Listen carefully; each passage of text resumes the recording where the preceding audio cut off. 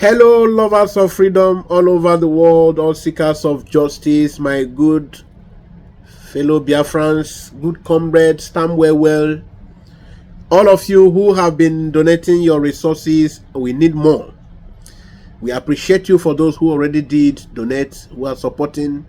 If you have more, we encourage you to still bring because you will not regret it. All of you who have not started, you will really need to. The cause is really advancing. We are headed to our freedom. So we are going to visit a very sensitive topic today, and we have a lot of clips that we are going to use to drive home this topic so that it will register very well in it, you get it well internalized, and of course it will serve as an instrument of hope and support for our freedom. Please, if it is your first time of joining us, I am Akpan Asukwo. We are projecting from Biafran Radical Freedom TV. Like I said, today's program is going to be very interesting. Permit me to use this medium to thank our Supreme Leader Mazen Nnamdi Kanu.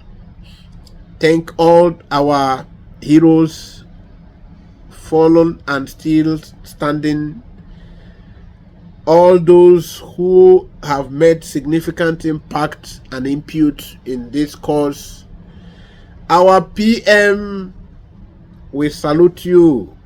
You and your cabinet members, you are doing great job.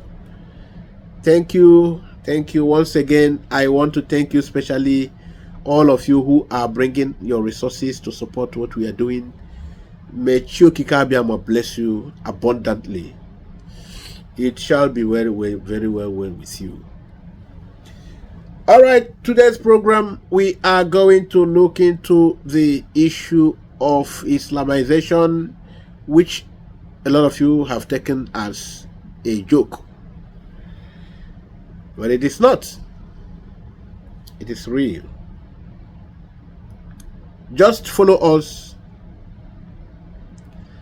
as we go into different angles of this topic with different clips.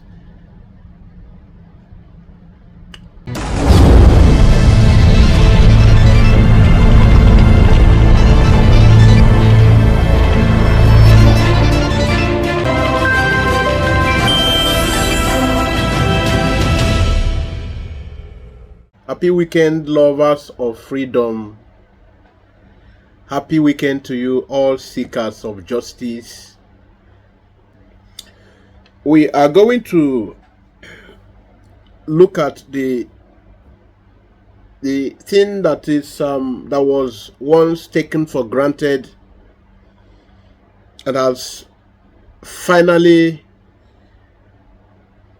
started manifesting, that all the people who were before saying that we were making cheap propaganda, everything is IPOB propaganda. Not Biafran people, other tribes of Nigeria, they are the ones that are bringing the same issue now to the front burner. We have tried to look at it in the past from different angles, but because it's given very serious concern again, it is giving serious concern to different tribes that are all hoodwinked in this arrangement of a country. Yes, it is given serious concern.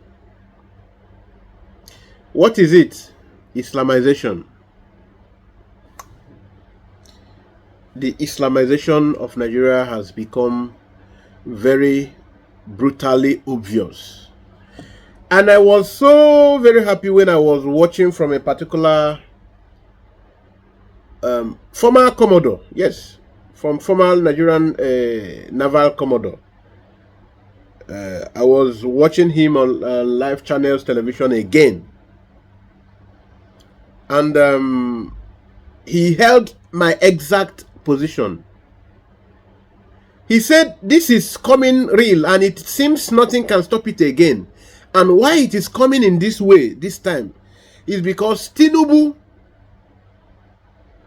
is a Muslim but not a jihadist.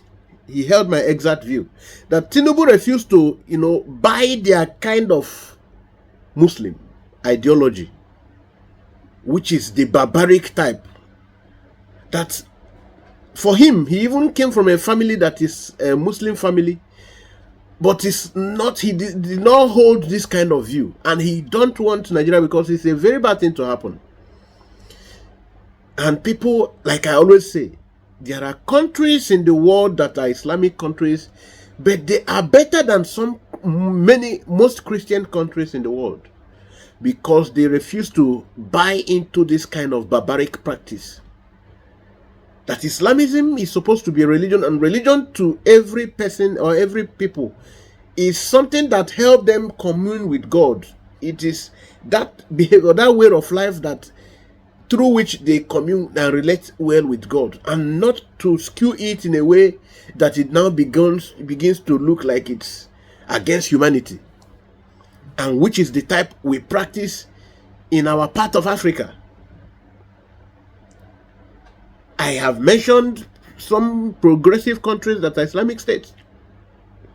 I have always mentioned places like Saudi Arabia, Oman, United Arab Emirates, especially UAE, especially.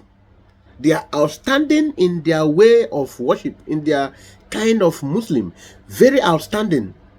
They never for one day gone or taken it in a way that it looks barbaric. But let me not deviate. They are progressive Muslims and we love them, which Biafra will always, have a very good relationship with those progressive Islamic countries. Yes. Because why we refuse to include it as a religion that will be practiced in Biafra land is because the way our part of Africa take it, the wave of the ideology is different. It is so skewed that we are now afraid of it. So let us advance into this program today. All our friends, all those people who come to watch us, who patronize us, our freedom struggle has come to that very conclusive dimension. So we are looking at it, we are like, this is where we are going. We are looking at the place now, that we have come that very close. And we need all of you as our friends, our well-wishers, and all our comrades who are part of us already, our brothers who are yet to accept the idea. With this program here today, I am very sure I will provoke you to opening your inner eyes to accepting the reality.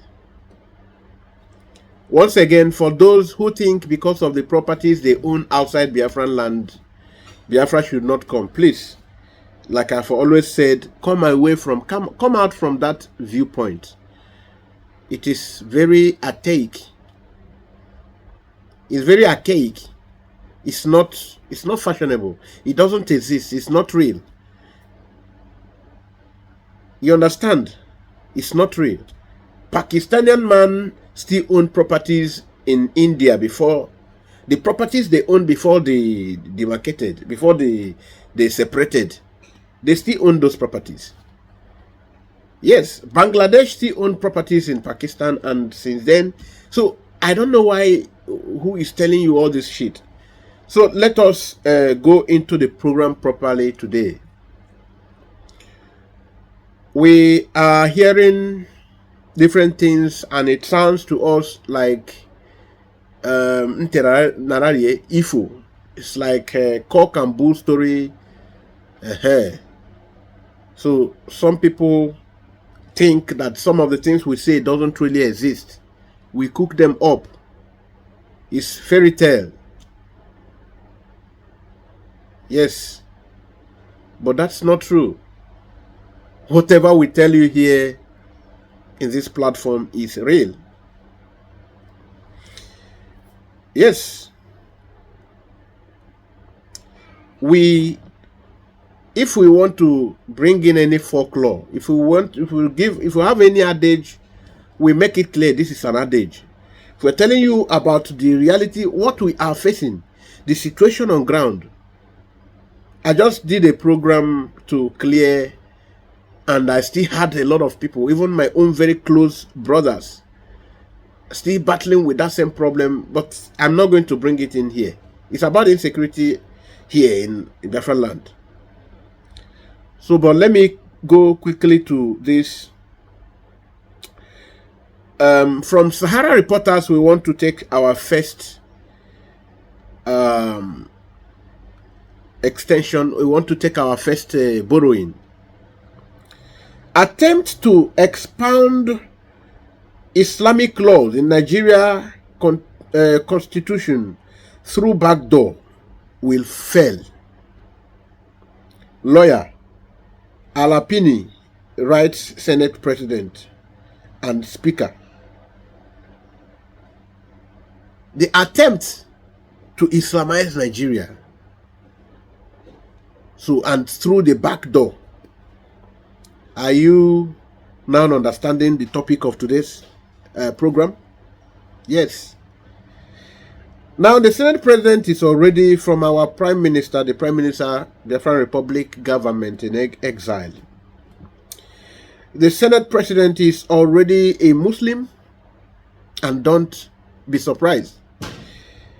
Through the back door also, Olodo, you think you can write more than those who wrote against the Abuja Declaration of 1989? When 1989, this is when IBB introduced or registered Nigeria into OIC, Organization of Islamic Countries.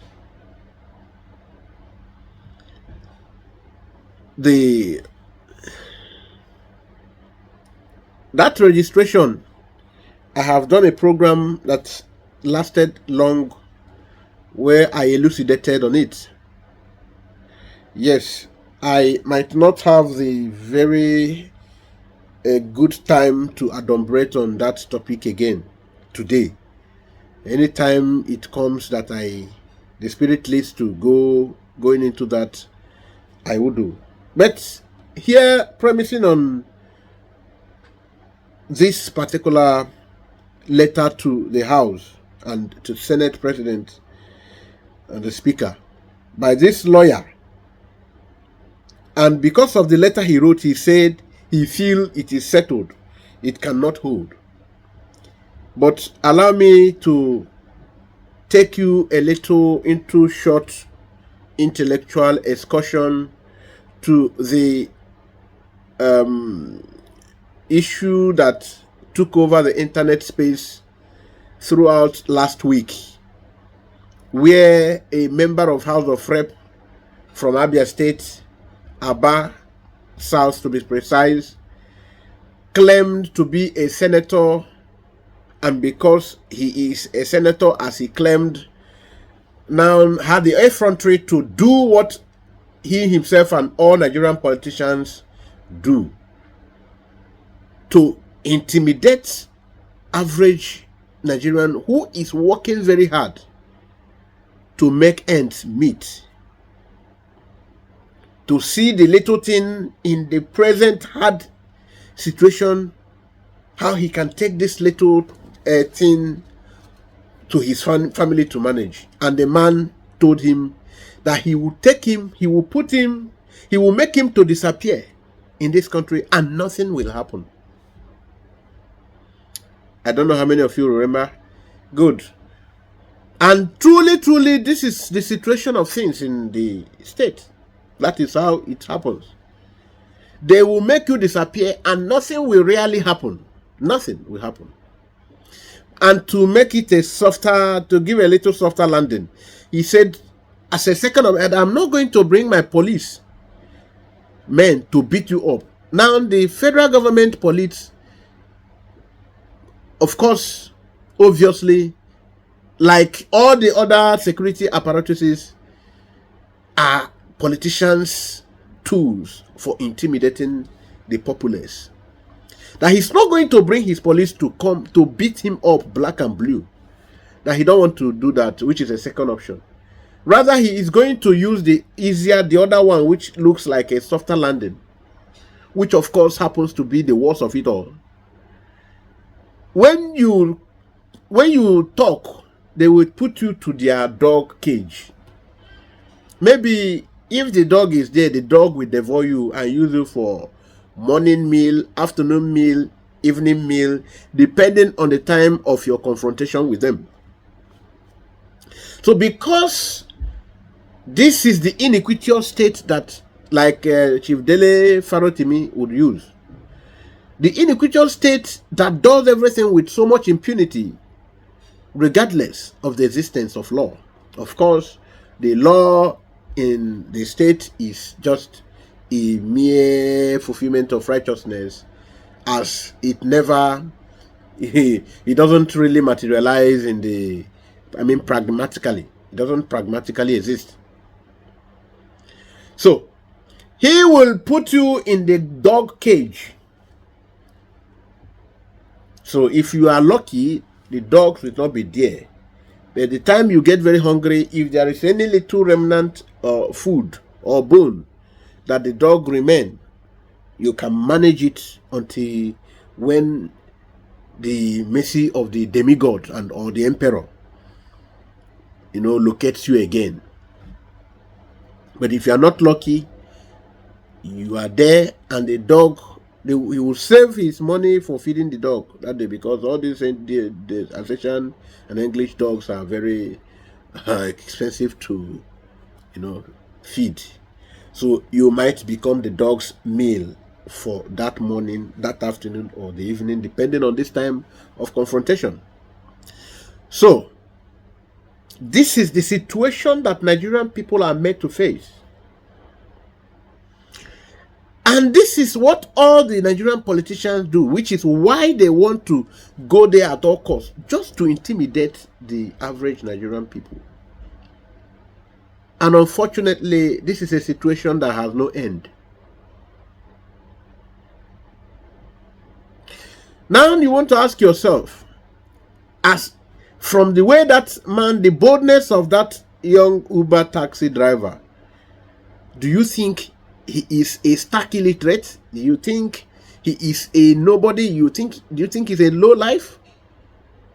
I have a reason for bringing in this line of story. That driver is a learned person, a graduate. But because the situation of the country is such that if you are not going to be that hardened terrorist that will devour and do anything by your fellow human at will, so that you will be feared, which is the only leeway to ascending into political positions and appointments, then nothing for you. So, as that healthy, able-bodied young man, that albino had the effrontery to intimidate him, and as he was even talking, he started beating him, meaning, I will provoke you until you do silly things so that you will be used to feeding my dog. Why I brought his story is because our PM said, you think you are a good writer. Can you write even maybe 10% compared to the higher writers that wrote during the 1989 in registration of Nigeria to the Organization of Islamic Countries or Communities? Don't you know, or didn't you know, that the person you are writing to is already coerced? He's already a Muslim. That's what our PM said. And then I said, I am agreeing with that. So sorry for you think I have deviated. Sorry, we are here for the business. We drift and come back, and we will join you where we post, or we dropped you. We will carry you on again. So this particular person officially has has bowed to their coercion. Before he ascended, his condition for winning the membership, the House of Rep membership, from his Sokoto friend was that he is going to bow to the religion. Then the person that is originally loved by the Abbas South people from wherein he is elected, or wherein he is, assumably elected.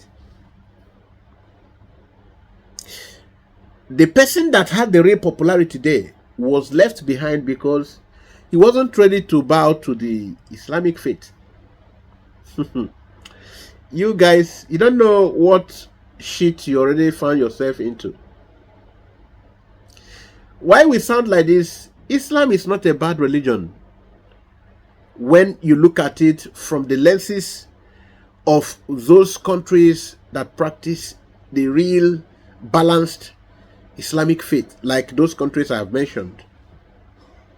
Not all these hawkish and despotic, of course, very peevish African countries, as well as some Arabic or some Asian states who practice it.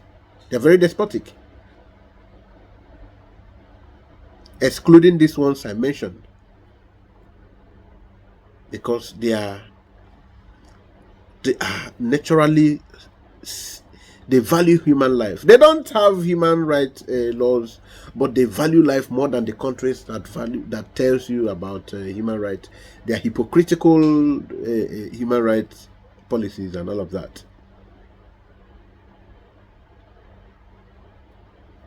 So this guy had to bow to the faith before he was allowed to do well in politics. He will say, oh, it's because he doesn't have money. It's not the case. Let us leave him and tell you about Professor or Senator Ned Nwoko. What do you think is his religion today? Check him, go and research about Ned Nwoko. What was his religion before he joined politics? And what is his religion today? You guys don't know where we are headed. You never bother to ask yourself why Hope Uzodimba still goes to church, and he is telling Imolites, whoever is willing to come, and he had to spend money from the Imo's pocket treasury to send people to Saudi Arabia for the jihad, for Hajj. He sent youth. Now he divided the money that he used to, send Christian. Then some people will say, what is bad about that? Now, go and tell Sokoto government what is bad about dividing the money for those that we go for Hajj and using part for Christian. No, go and tell him to be dividing it too. There is something that people are in well with.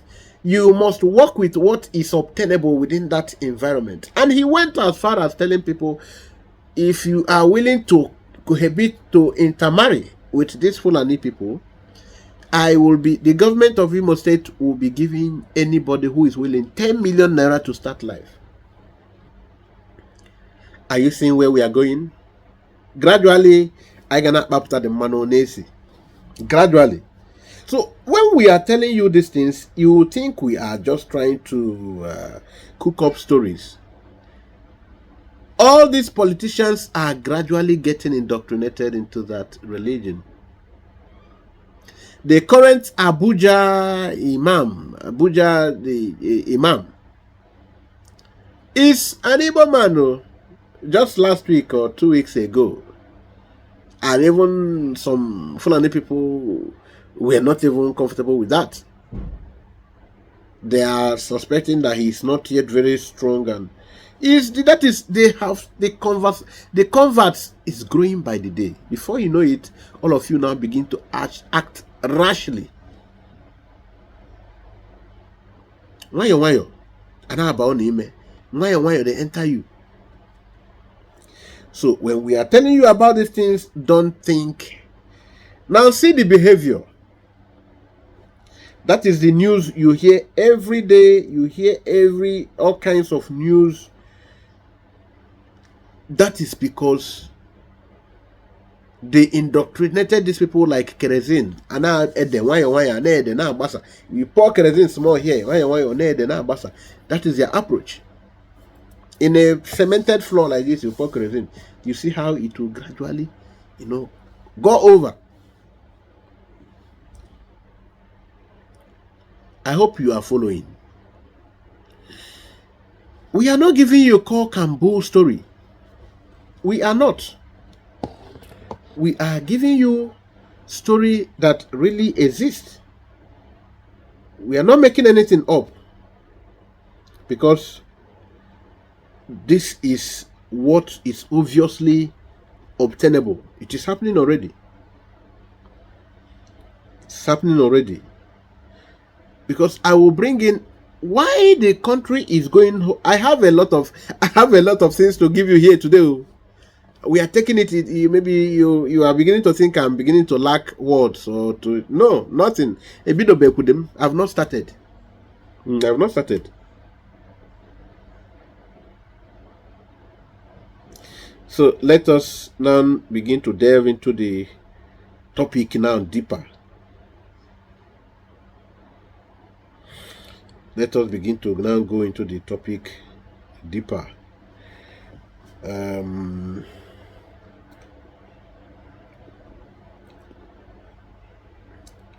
think why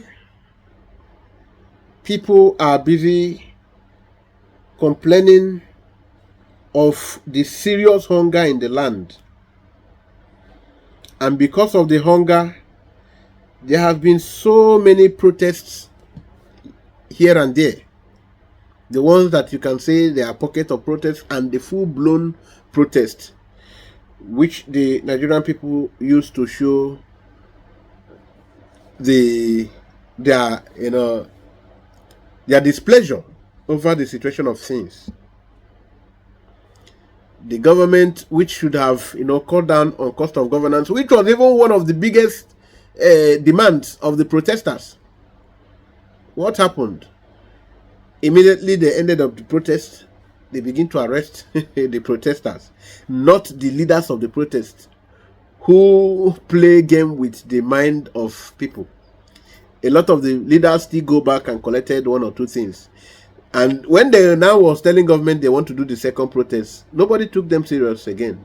Because the government knows how to compromise people. It is the government of the corrupt, for the corrupt, and for the corrupt. Government of the corrupt, for the corrupt, to the corrupt. That is what it is. And make no mistake of thinking that this is about Tinubu. I have always said it with a wide open mouth. It is not about Tinubu. Tinubu happens to be a benefactor of the system, or a beneficiary of the system. So now you understand with me that anybody who pick up flag or pick up anything, take to the street to protest, you are protesting in vain, because it's not the first time you protest in Nigeria. You protest in vain. In fact, you will pay the heavy price of protesting. A lot of people have paid with their dear lives, which is why we now stop. Our members have paid with their dear life. For those ndị okpokoshi, ndị isirisi, ndị shimpo, the empty-headed people who want to tell you this is that's not how to do it now. Yes, you can ask for the Biafra, but this is not how to do it. And now the Kano was right what he was saying, but that's the way he's going about it. Simon Ekpa, the way you are going about it. And you ask them, bring to table how to go about it. Nothing. Let us not deviate anyways. Let us see why people are hungry, protesting. The interest of the caliphate is to make sure that since Buhari or Tinubu cannot officially carry out the agreement, why we have the Mumu ticket, then let us now bring it constitutionally. Of course, they say they have whatever they decide in the house flies, because they have the highest population, which is the rigging they did, the population rigging. So they use it to they are very more far ahead of us. So let us now see from some eminent Nigerian people, one Nigerian people. All right, let's go there.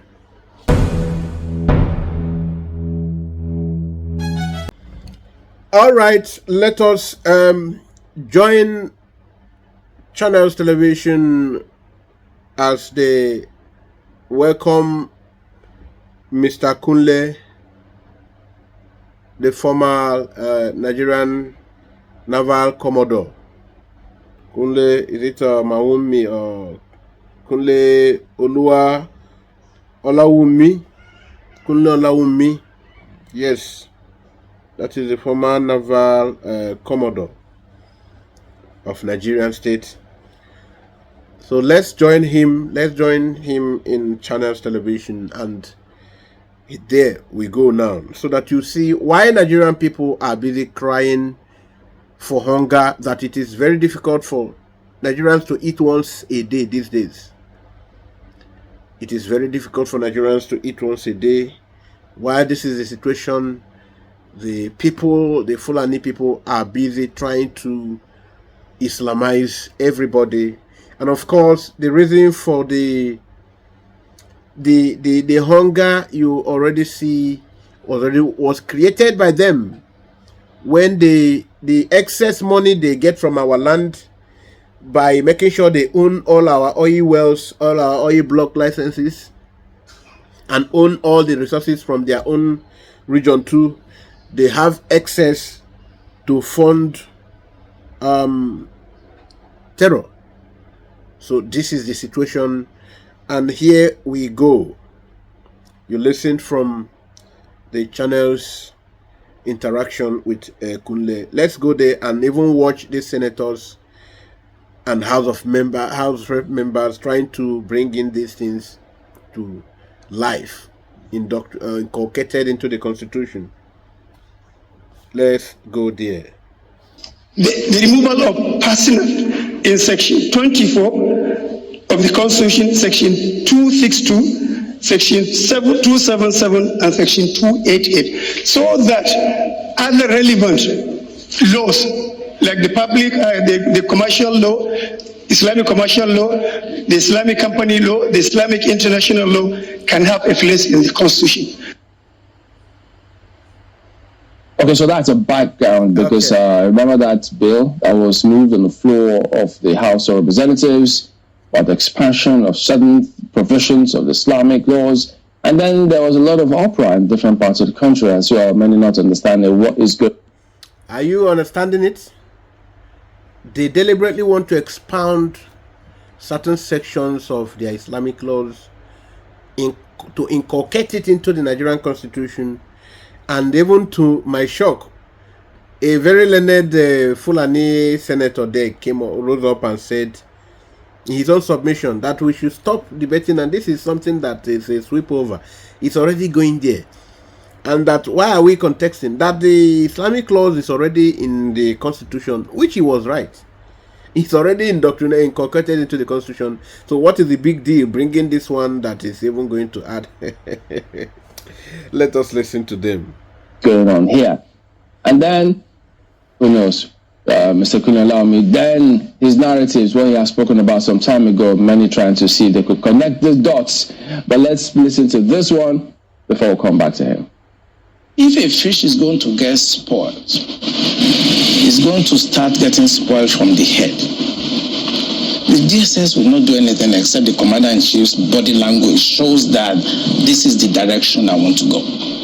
That is where the problem is. The DSS has tremendous information. By the time 2023 is here and somebody take over and wants to undo some of this evil that I've seen in this country, you'll be surprised names that the DSS will bring out. They have the information.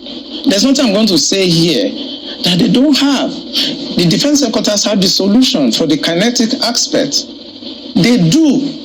I'm not going to come here to advise them. I work with them, and they're still there. The chief of naval staff was in the intelligence with me. We were together in Defense Intelligence Agency. That's Vice Admiral Gambo. I know these people are good. They know what to do. It's not that they have problems. It has to do with politics, the sponsors, people that feel that this country should be Islamized.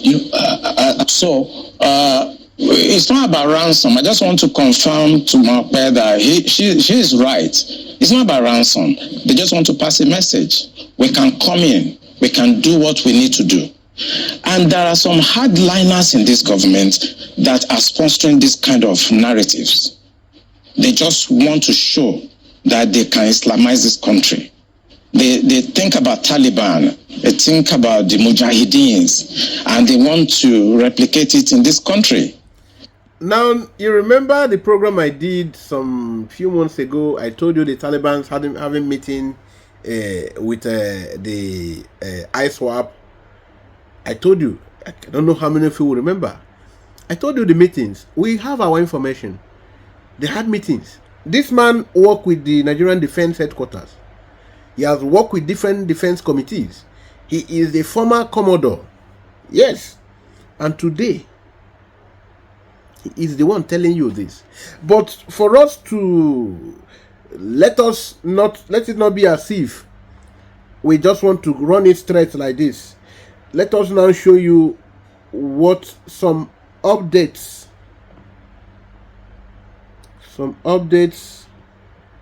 Oh, I don't know how I will do it without interrupting this play now. They know everything that is happening. Let me give you some updates now. With what he says it's not about the ransom. The ransom is just additional cake to the boys. The ransom part is additional cake. Okay, let me owe you because if I interrupt this thing now, I might find it difficult going today. I want to show you the recent attacks, and he has told you the men in the system, in government of today, in government of yesterday, Buhari government, Tinubu government, men who are doing this thing, they are doing it because they say they have the might and nothing will happen. They want to, they brazenly display it that they can Islamize this country and nothing will happen. And they are doing it. It is working.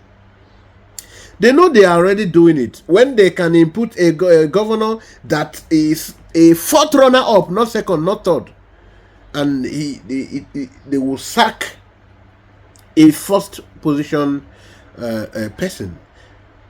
What else do you think they cannot do?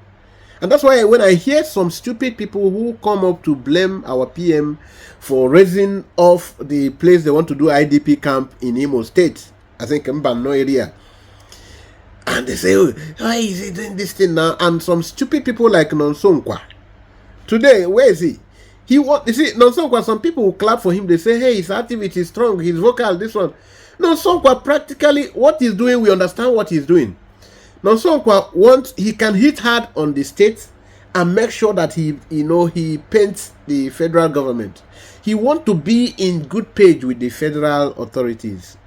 He said, after all, Ugo Chinyere, Imo is doing well from the federal. It's not anything in Imo. So now I'm trying to give. Don't think I'm not deviating. I'm connecting to. I'm still where I am. So all those people who want to blame, if not this, every day when you wake up every day, you thank God. Say, God, thank you for bringing Mazen Nnamdi Kanu and Simon Ekpa to our lives in this era.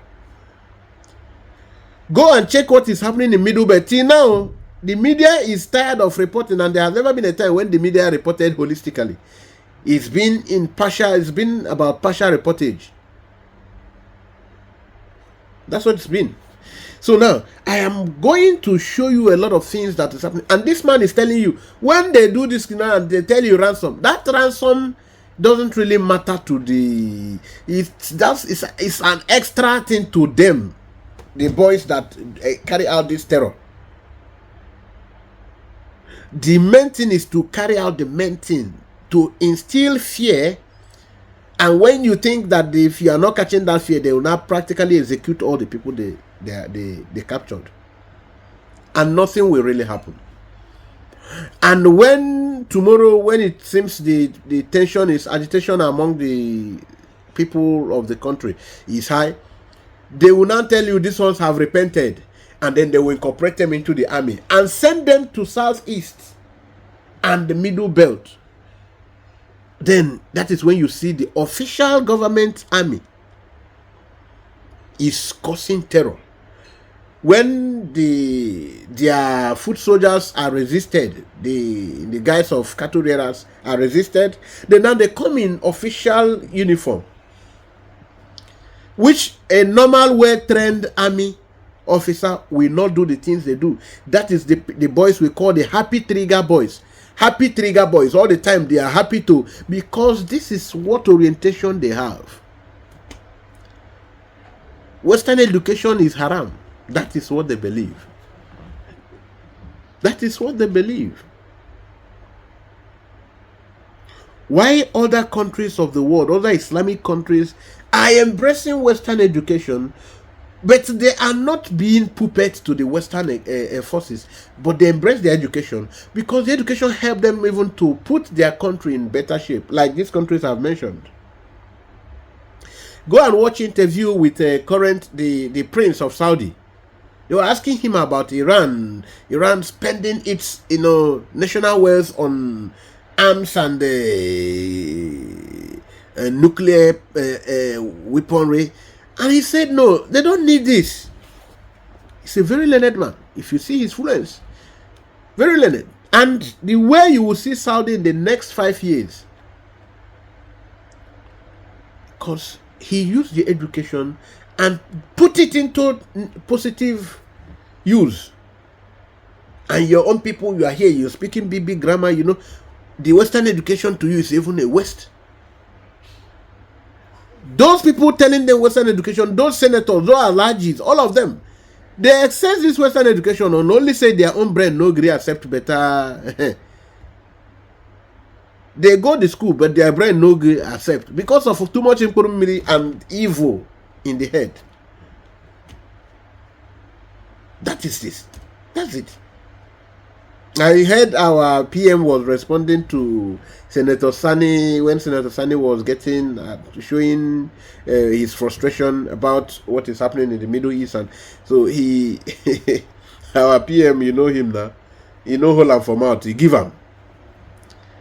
This is a learned senator, ex-wild senator, ex-wild senator, Shehu Sani. So now, let us continue to hear from you. At least you have heard this man. The persons doing it, they are doing it, they are happy. They just want to demonstrate that they have the capacity to do this thing. Now, we thought it is not possible. They want to do it now, make we see them. That's what they are doing. Listen on. And they don't care what happened. They simply don't care. As long as at the end of the day, there's Sharia and there is whatever thing they have in their head and they want to achieve. So these people that are sending messages are sponsored by Nigerians. So if I could follow up on that. Well, he's here with us now. That was several years ago. Colonel Olawunmi, former Navy commander, professor of global security studies, also. Now you see, he's a professor. He's a professor of national something security studies. So he's not an ordinary roadside person. He is telling you he has led committees, he has led investigations, he has made a lot of expositions in Nigeria here. But all his committees, the committees they give him to chair, they are all just formality. It's from anything you see in this country is formality. Formality. The last hope of the common man is formality. That is the judiciary. It is formality. We are waking you up to conquer your fear today. You need to conquer your fear today. Oh, if they do this one, they conquer that fear today and get free. This is you cannot beat it. And as long as you remain here, you cannot remain here to beat it. It's not possible. It's not possible. Somebody is now thinking of telling me Wike is in PDP. He's trying to remain in PDP to beat PDP. Don't go there. Go ask Wike, but they no remember my half of where. Look at Wike now. But there half of where. So no go think say you won't use them as an example. Make we they continue. Nigerian Defense Academy. Good morning and thank you for coming on today. Thank you very much. After 3 years, we have seen again. I know, several things must have been going through your mind when you saw all of those bills, the propositions, the narrative, the comments making the rounds only recently, even though 3 years after you made that comment. So tell us, what was going through your mind when you saw all of these things as though they were playing? Now, are you hearing this journalist, the presenter's inquisition? What was going through your mind? So really, you are this kind of Nnamdi Kanu. You see things before they happen. 3 years ago. Now 2 years is already gone. How did you see all these things? And when you see it now coming to reality, what is going through your mind? Is it that your vision or your prophecy has come to manifestation? Are you happy, or do you feel you can change it? Do you think you can have any input on it? And you will hear the man. Playing out what you have spoken of earlier. Well, I think it just basically confirm my fears, Okay, you get that? The first word is that he has basically confirmed his fears. These were fears he held years ago. He has confirmed it today. Now he knows that the spirit is really at alert. I was saying those things, a lot of colleagues didn't like what I was saying. Some people felt that I'm anti-Islam. That time when he was saying this thing, a lot of people inboxed him. A lot of people, some of his friends begin to, move away from him. Those who are Islamic, because they began to think he's an anti-Islam. But no, that he's not. His family is an Islamic person. He's from Islamic family. Just that what they are practicing here in Nigeria is not original Islam. They just took that despotic dimension of it, and that instead of taking the progressive Islam. So all those people who are hating, he don't even care. Yeah, I'm from a Muslim background because my grandmother married a Muslim man after the husband died, and all my cousins, all my sisters, grandchildren, they are Muslim. I'm from a Muslim background. And I don't know, General Damazao will attest to it that when I... Okay, so that you are there now trying to placing me on your table to dissect, you hear him now. He's not telling you from a distant, he's telling you this is from experience. That this is the family he came, including his sisters, his children, his grandchildren. He's not a baby. So that this is something he is very well, he knows very well. And he knows how these people, all of them that are in this, how they behave. He knows their temperament. And because of what he is seeing around him, he don't think this is something that Nigeria can afford to go into totally like that. Because the consciousness of it in Nigerian or African, the sub-Saharan region is different, and it is heartbreaking. So that is why you are seeing him sounding like this, and those who didn't know what it feels like to be surrounded with people of that faith in Nigerian arrangement, they will not understand. I took him with the Minister of Defense, to Italy, they were my guests in Italy, and I took them to the largest mosque in Milan, and we prayed together in the mosque. And I think I will tell you, I took him to an Al-Aqsa mosque in Israel to pray, and I have nothing against Israel, but you see, we are talking about identity and governance in this country. Identity and governance. So you're understanding it. He is telling you that there are certain aspects of people's life that you cannot interfere in. You cannot just intrude into certain aspects of human life. Their identity, don't go to tamper with their identity, because it will always bring about reactions. Don't go to attempt with their beliefs, religious belief. And the governance is on its own a serious issue. Now he's telling you that for you who want to, show hatred for him, that you should not.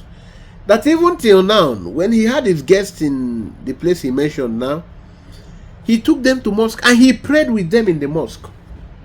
So showing you that he doesn't hate the religion. He only hates the practice of it in Nigerian environment, because they don't practice the real religion. So let us continue. It is so discouraging to know that at this century we are still at this level of religious understanding.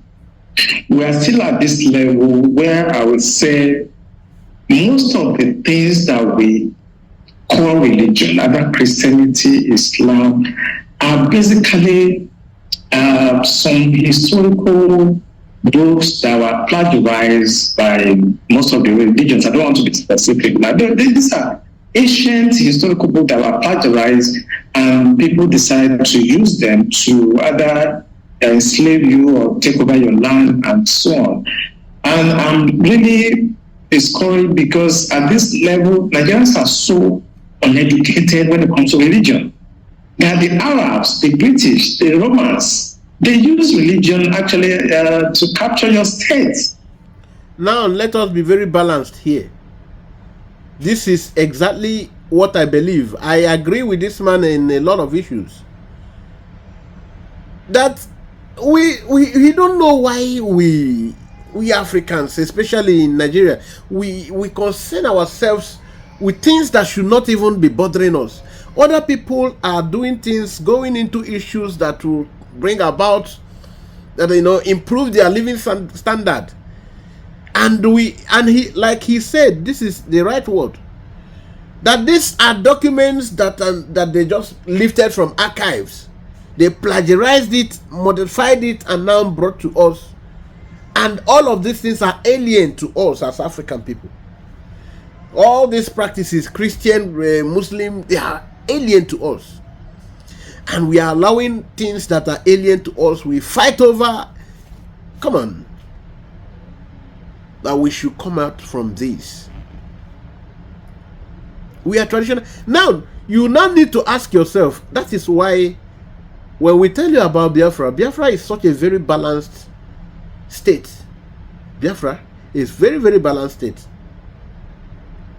If you are missing it, if you are missing joining the cause for the restoration of the state of Biafra, you are missing a lot. Now, because of this religion, that's why I'm bringing in the Biafran issue. Biafra has adopted 3 religions. One, first of all, our own traditional religion. Yes, all of us, all parts of Biafran land, we have religion. We have our own traditional religion. We have our way of practice.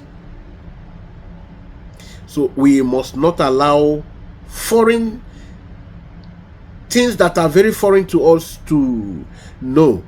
That is why we adopted, secondly, Judaic, because of the trace of so many people who believe in our connection, considering the many areas that their practice, augur or agree with ours, and the historical artifacts, the things that are still found, that are still there, and different forefathers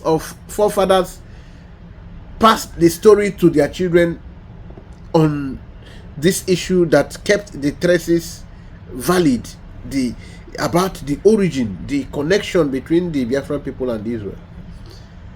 So that particular issue is even also bringing some arguments, but I will address it later on in another program, because some of our Ijaw brothers, some don't agree with that origin.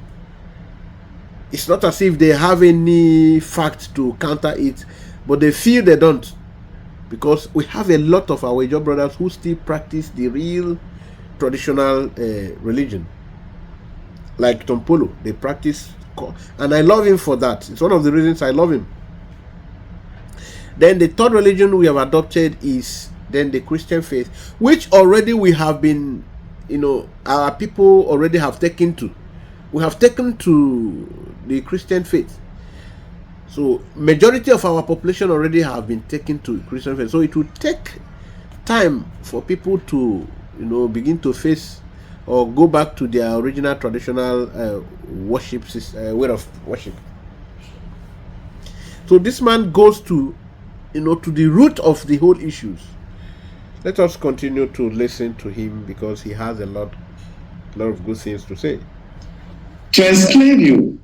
If we look at most of the religions, I don't want to be specific, they all practice slavery and also. So for us to be at this point where we're supposed to be talking about the hunger that is pervasive in Nigeria today, the inflation rate, the poverty. Now you can see the man agree with me in everything. Yes, I didn't listen to all this, to the program, all. I jumped some parts, and the parts that interest me, like here now, he agreed with me perfectly. Like from my introduction, I told you why we are concerned with the hunger in the country, why the populace are suffering, crying, gnashing their teeth. The thing that is of concern to the National Assembly to debate on is issue of religion, conquering other religions, suppressing others, and being dominant. That is what they cause, and they all sat down and listened to it. You can see where we are headed. This is where we are going.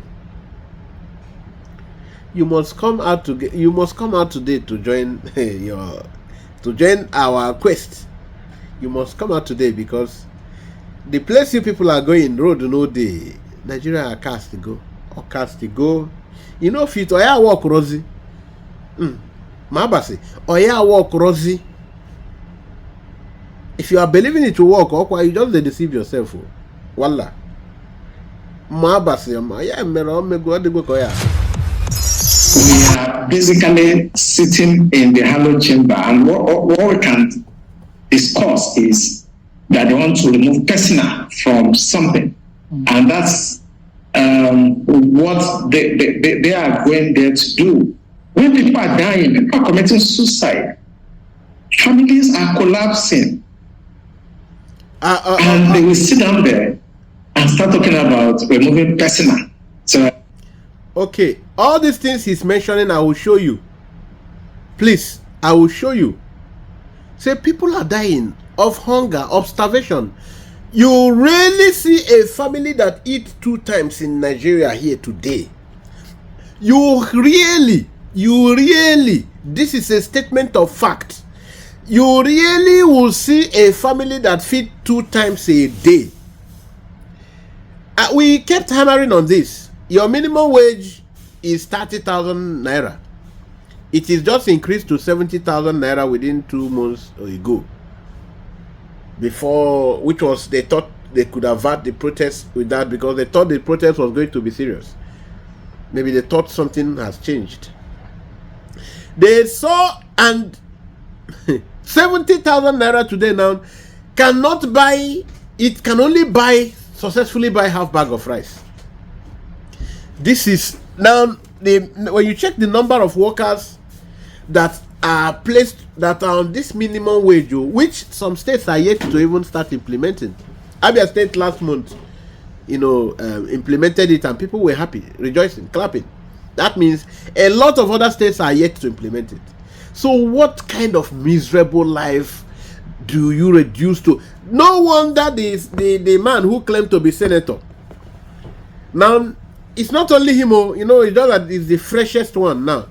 Say that that Nigerian people are like animals. Imagine, is that not inhuman?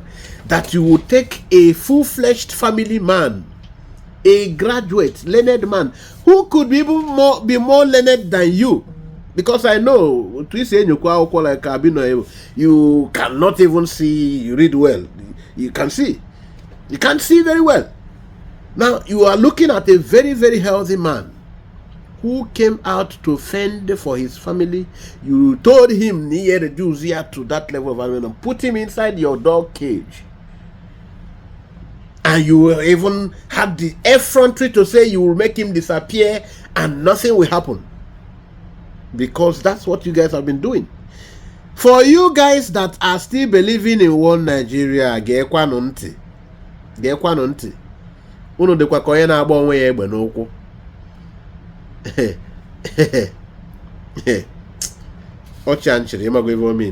You better advise yourself. Why people are crying? I am going to show you what is happening. Where people are living, when rain fall, imagine the country where rain fall, any day rain falls, many families will be victim. Yes, we can have natural disaster which happens once in a blue moon.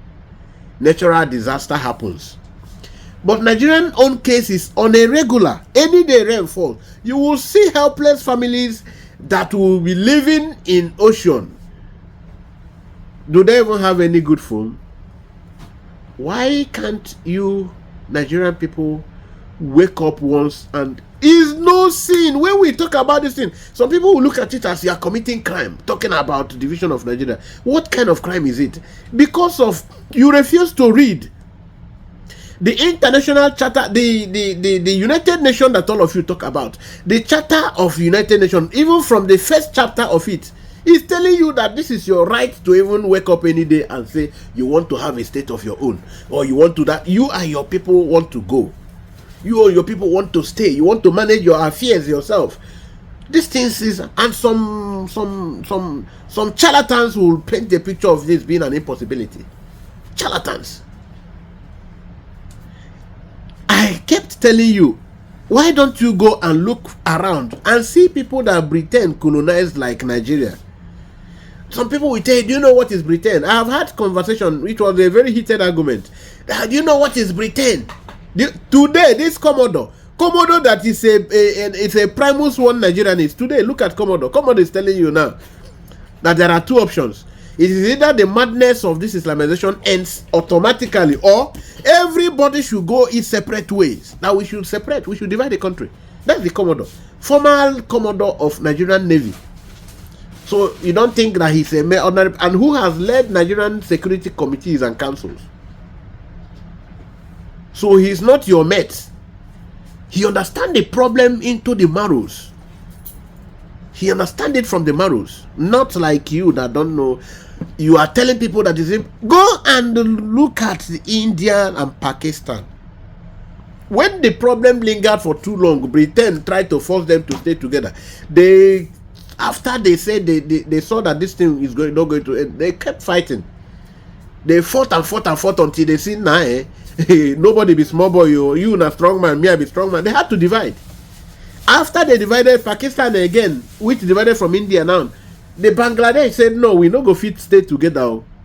After some years, Pakistan said no, we no go agree, you no go come out, we no go agree, we no go come out. Who are you? What do you get? You get Egbe, you went Egbe. At the end of the day, the war got heated. They had to divide. So should I keep mentioning? Is it not what happened in East Timor? Eh? Is it not? Where is it? I want to even be bringing it to more recent histories. It's happening everywhere it is happening. You know about CZEC. I know I did a program where I even I took time for that program. In that program was just dedicated for telling you about countries that separated. This is in the CZEC people, and some of these people in their referendum, it was just 5% vote that they used as narrow escape, it was something like 45-55. It's not even 45-55 because there were some people that were neutral, they didn't vote. So it was a very narrow escape. Today, they are enjoying their freedom. At least there is security. You will be no fear of Fulani will do me this, and all this food challenge, food insecurity you are hearing, the same Fulani, the same Fulani. So you understand where we are going. So you can follow up. They can basically Islamize the country finally, because once you remove that person, technically now Nigeria is Islamized. I want to be able to get the understanding of. My sister, you will get the understanding. Don't worry. Now you hear him. This is a professor. He's telling you that thing they advocated for. I did a program also about 5 days ago, or let's call it a week. When they were having that debate, I did a program. That person that they say they want to remove, they started with a bank corporation, cooperating this person to bank. When you remove this person, so that this one, and they were trying to imagine Aboki. Aboki want to confuse scholars. Aboki want to confuse southern Nigerian people that are of good brain. Aboki, look at Aboki. That is how they have underrated you. Aboki thought they can use grammar to confuse. This things, the underrating, the insult, the humiliation, the intimidation, the thing keep getting worse by the day. When you think it should be reducing, you will see it's only increasing. Aboki want to use Oyibo.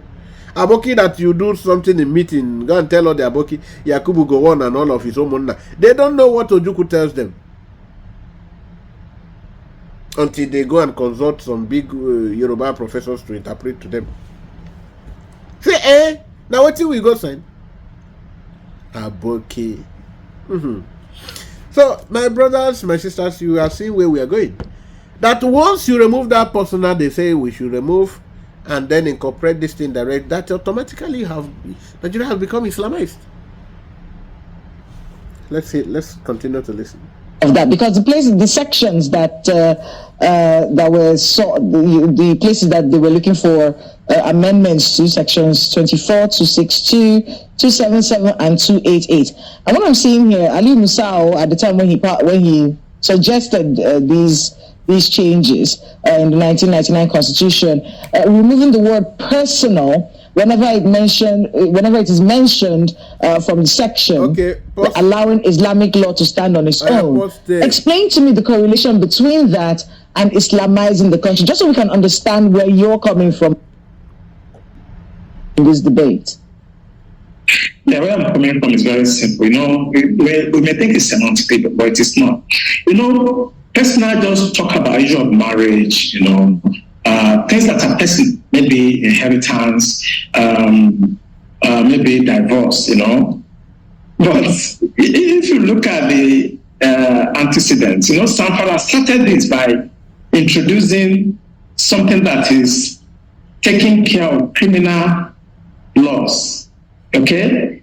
So now they want to extend it. Instead of them to actually discuss the 1999 Constitution, it is a fraud already. That Constitution is a fraud. Now what?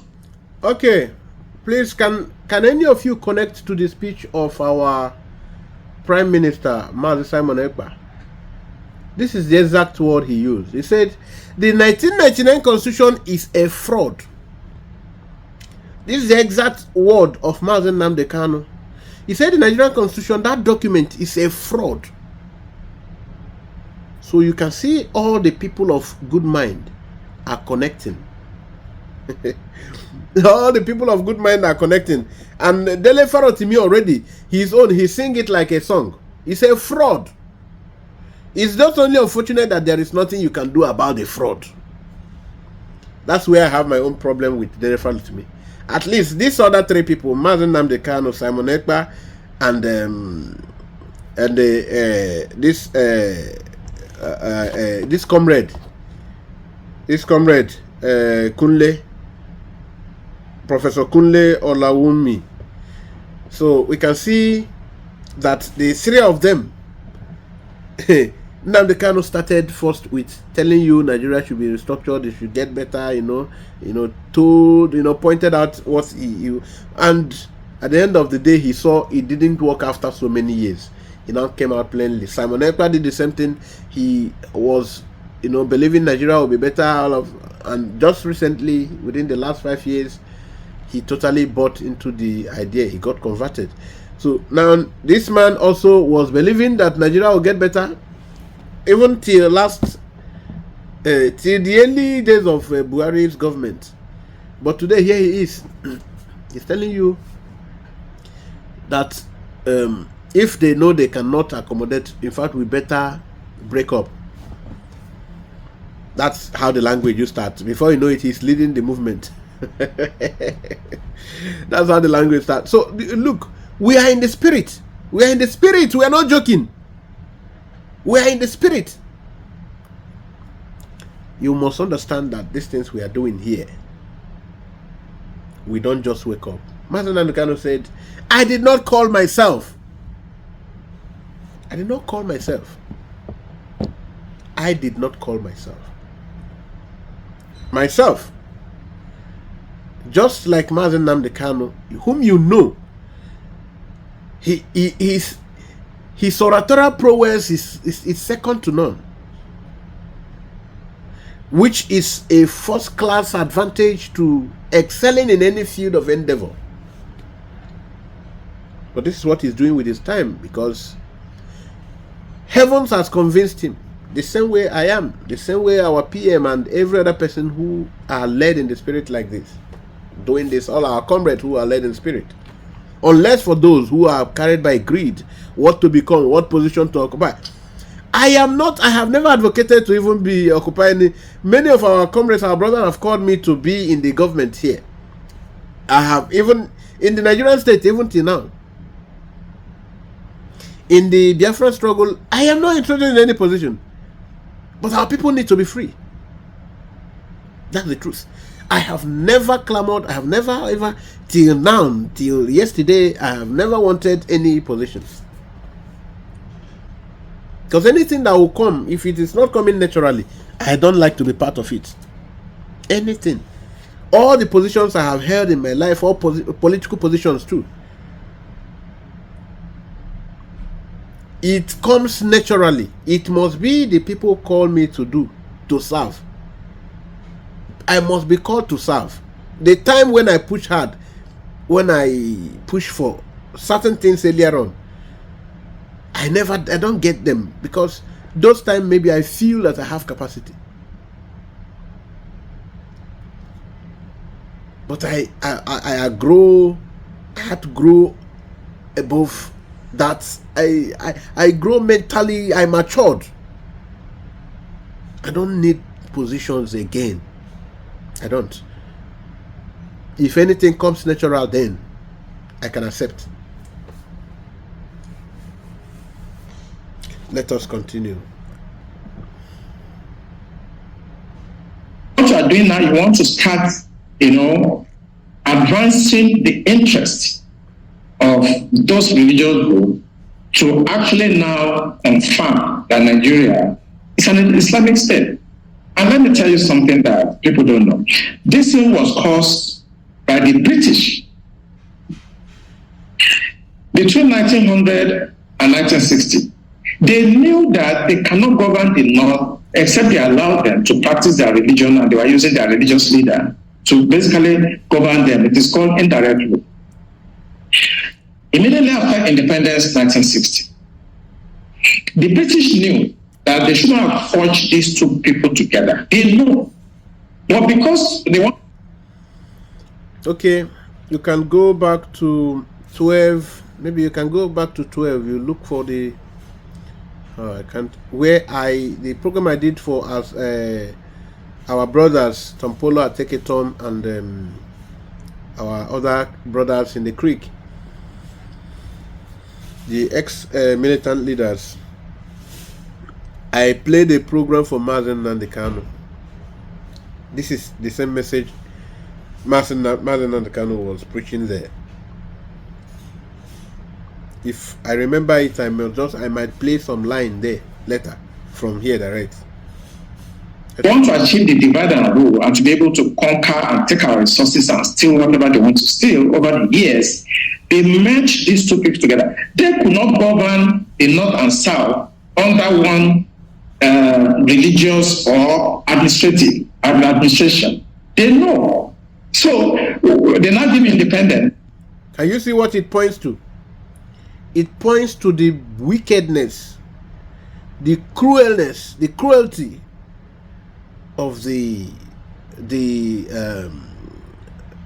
her magistrate, or her what do you call it, that is of UK, of Britain. This is what it points to.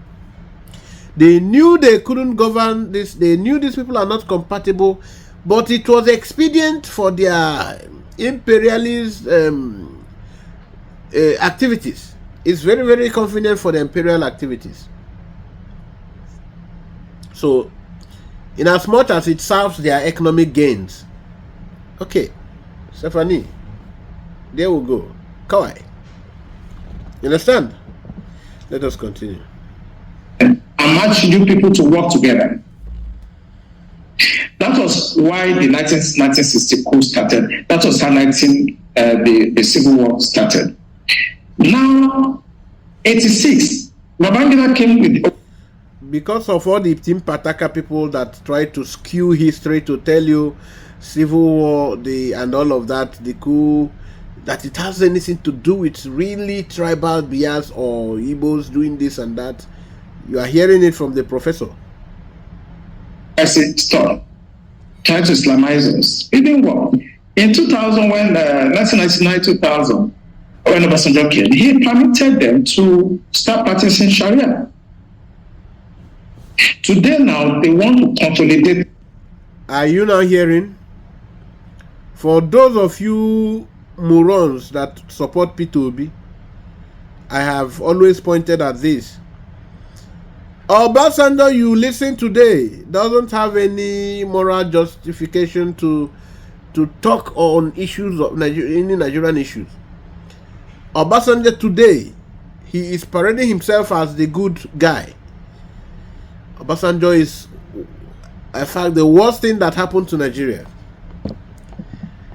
It was Obasanjo that permitted all this nonsense today. So Obasanjo, Abacha did not allow this, and all of them. Obasanjo caused all this problem. And you see them displaying these shenanigans, left, right, and center. Let us continue. Once you remove that person, all of us, whether you are Hausa, Igbo, Yoruba, Jukun, Christian, traditional, you are now under the law, the Islamic law, because they put it in the Constitution. Like listening to the member that was representing Ahoda East, Abu Anudua Federal Constituency, River State, I want to get his words. He said personal matters that was envisaged, he says, by the people who drafted this constitution. And I want to quote him. The implication is, if the word personal is removed, Islamic law would have broader implications. The word personal was put there for a reason. Let's talk a bit about this whole conversation about Islamize. Now, this is the representative from River State that spoke that day. In that program, I played his voice too. Yes, this last week program, that time it was happening. I played a lot of the members' discussion. I played his own. If you succeed in removing this, you have succeeded in doing the Islamization. So the man was very loud and told them you cannot proceed with this. So it's not possible. You can't proceed with this. And that you should know that some of our colleagues went for condolence. They went to sympathize with our brothers in one northern state, so that you cannot ambush them. So wait, this is too sensitive. because this cannot be allowed to fly. You should wait for other people to come back, because they were ambushed. Let us continue to listen. The country with our population and our dynamics, is it possible that someone can sneak this in at some point and force all of us under some sort of regulation that we do not ascribe to? Is it possible that this can happen in this country? It is possible, and don't be deceived. It's going to happen. All right. This man, our PM, will write to you very soon. You have the exact understanding with him. Why are you asking, is it possible? Are you not seeing these things happen already? For your senator in your place, for your governor to win election, he need to become one. And you're asking, is it possible? Is it not possible? He said it's very possible. It's no more about being possible, that it is going to happen. It is going to happen. So the only solution is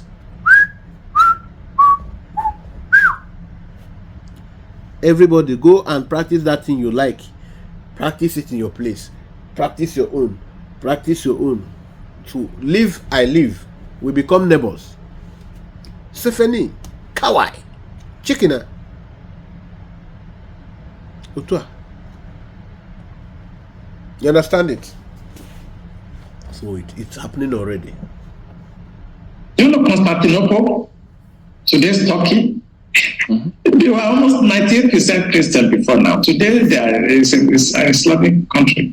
I did Islam in my master's program, and I was trained by Professor Alijani. He's a Persian. He's an Iranian American. And I scored A. That's excellent in Islam. So I know them. It may take them 1,000 years. They will Islamize Nigeria.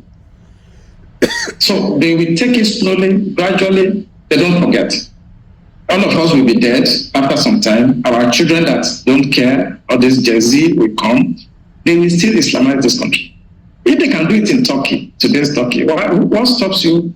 Why do you think they won't do it here? Except we take steps now, because we are the ones that are talking about these things. Our next generation in 50 years will not even care. You understand? So I'm thinking that if some part of the country, I don't want to be specific, if they feel strongly about an ideology, a religious, but I think they can restrict it to their area. And I think maybe Tinubu should do well by developing this issue of regional autonomy, where everybody should organize themselves, or at worst, let the country actually go apart, and you can do whatever you want in your area. You heard how he gave the first option. Since it is not easy for them to just allow these religion things to lie, Tinubu should step up, and make them understand that they cannot do this thing by now regionalizing, bringing the regional system, so that every region can now practice what they feel is more convenient for them. And this is a very good one.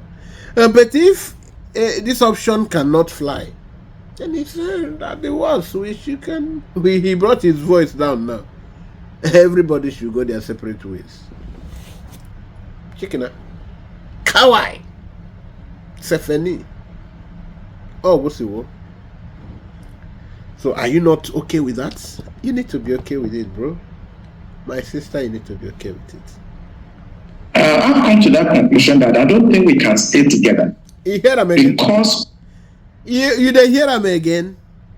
You now where you be Igbo person, now you be John, now you be Bibi, now you be Efik, now you be, and now you they use your nothing out now. They talk say you know sure say they possible. See somebody's telling a professor. It's not just being the professor and being the Commodore of Naval. He has held headed, chaired different security summits, different security investigative bodies. But he's telling you today that the best thing that should happen is just everybody go his way, so that we will go and practice what is okay for us.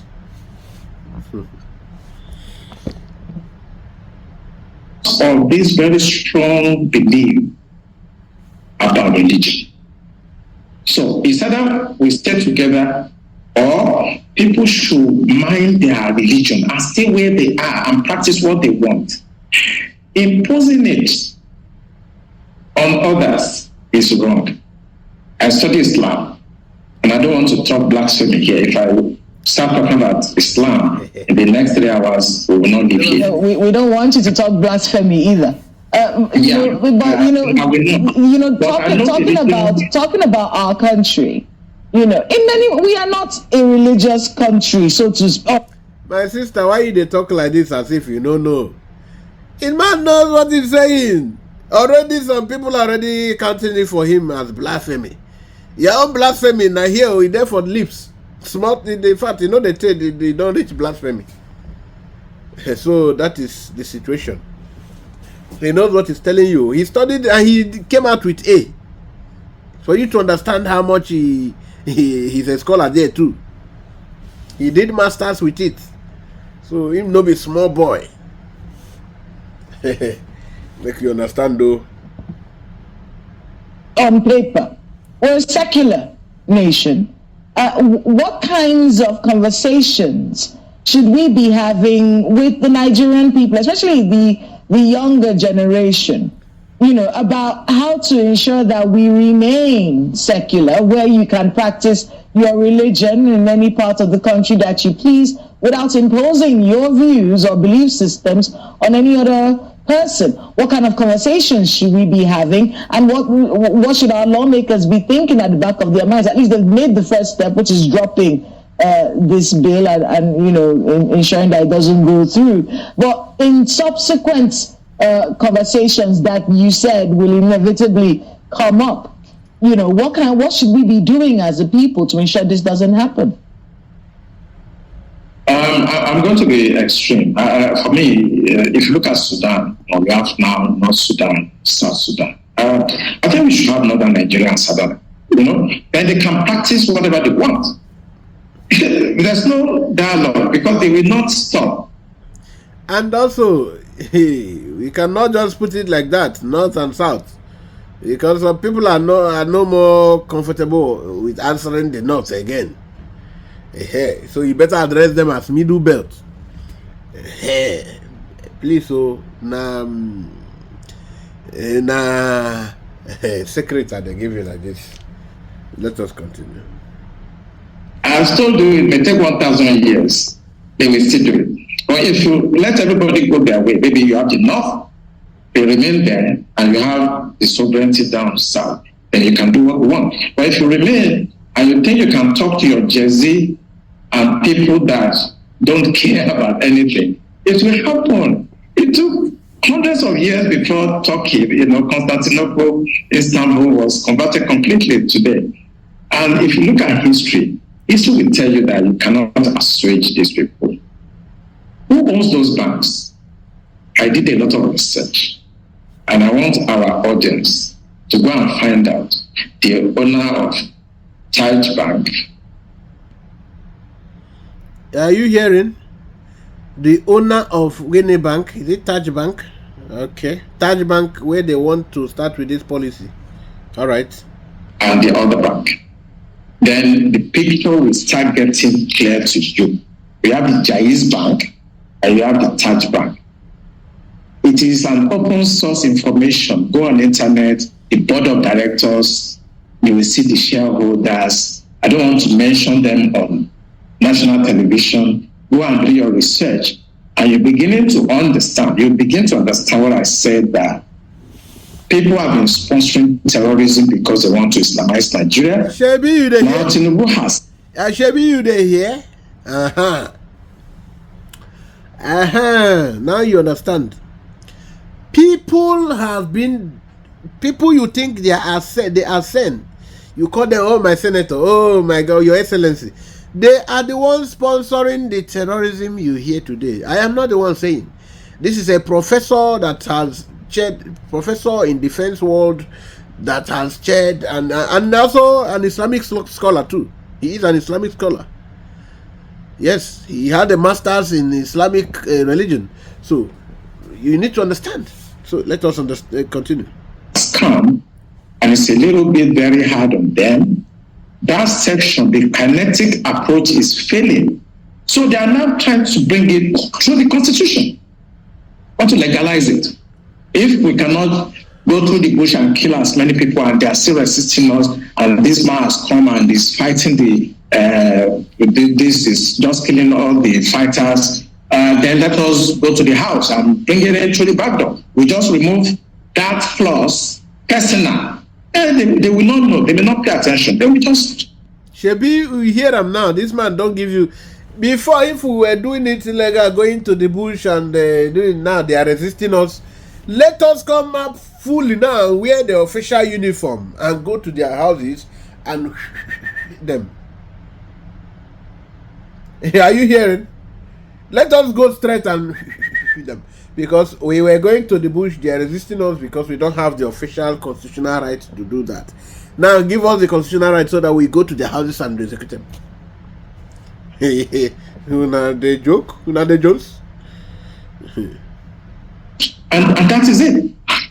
They will still do this thing. Go and find out the owners of those banks. They are the ones sponsoring these narratives. And I always say it on television, go after the sponsors. Those guys speaking in the house, they are just paid to do that. Go after the sponsors. Why would you today you arrest the boys with the guns doing this thing? Tomorrow you arrest the boys. Don't you ever interrogate them to know if now ordinary this is the situation, the country we find ourselves. You will know that these boys are just the errand. They are not the ones sending themselves. So why did you catch them today? You leave them. You catch them tomorrow. You leave them. You leave them. You did not even bother to say, okay, who sent you? What kind of intelligentsia are you? Let us continue. And with time, they're going to bribe the remaining ones and they will pass it. If not this year, it may be 10 years time. If it's not 10 years time, it may be 50 years. They are going to Islamize this country. But I think the solution, what you should be discussing with people, people should try to understand we are not the same people. The North and South are not the same. The British understood. That's why they are doing indirect war. And they deliberately merge us so that we can continue to fight like this and they can continue to take our resources away. Speaking about the British, there are several theories out there in terms of all of this Chatham House moves and why our leaders always... Now he is going to another part now. Why our leaders always go to Chatham House to present their manifesto. Because, and the P2B, like the issue I said here, it has been raised. Some people, they pointed it, I made mention of the Biafran, why the three religions, why the connection to Israel, and so these are some of the things, and why in that question, relating to the video I did some time ago, I mentioned. So the questions, the objections, the questions that was raised, these are where it points. This is where it points to. I hope you understand with me. These are where it points to. So you need to understand that going to Chatham House, where P2B, Tinubu, and Atiku goes, and the rest of them, it tells you that Nigeria is not an independent. Nigeria never had independence. Before they told us we have political independence, it's just only economic independence. What kind of political independence do you have and you go to do your manifesto in Chatham House? Are you the first person that Britain colonized? Don't you know it's Britain that colonized India too? So why is Modi not going to present his manifesto in Chatham House? You understand? For some of you who are thinking that Nigeria get hope for you, you get hope for Nigeria. You know, get hope for Nigeria. Come out from that motto. You know the waka, you know the move.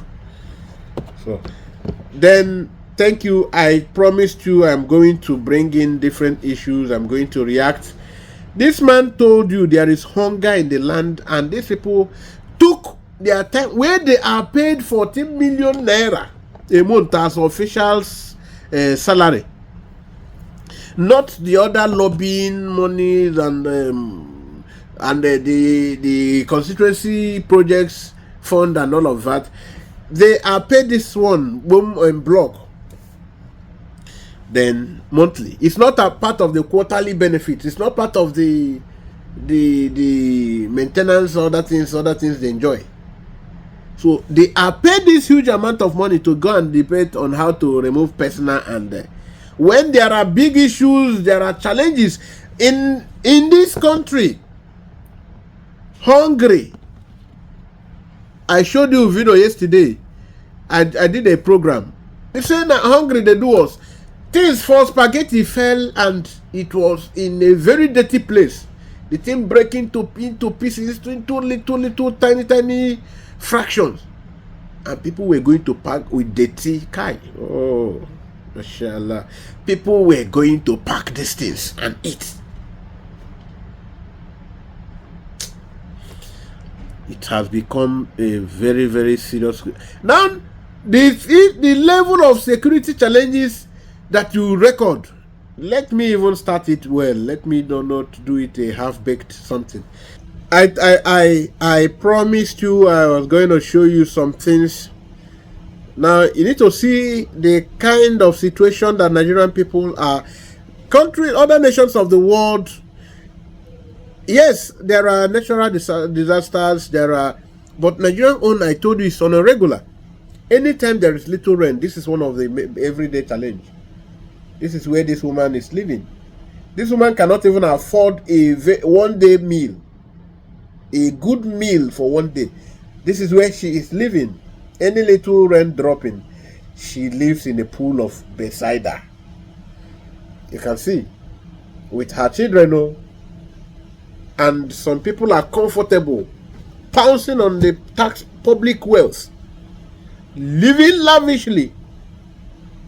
This is the situation.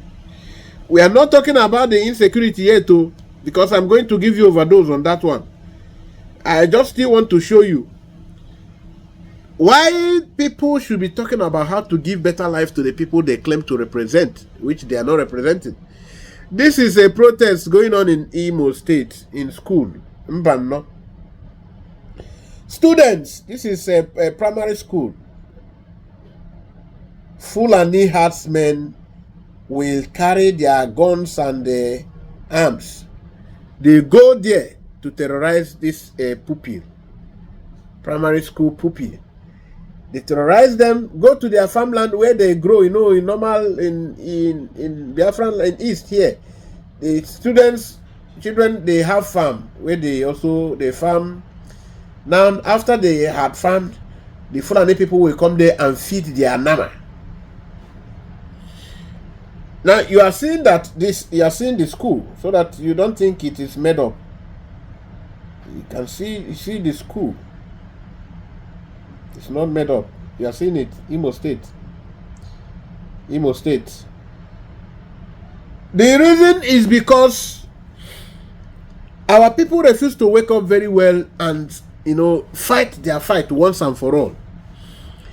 Because you remain in Nigeria, there will be election. And because there is election, somebody must be declared winner.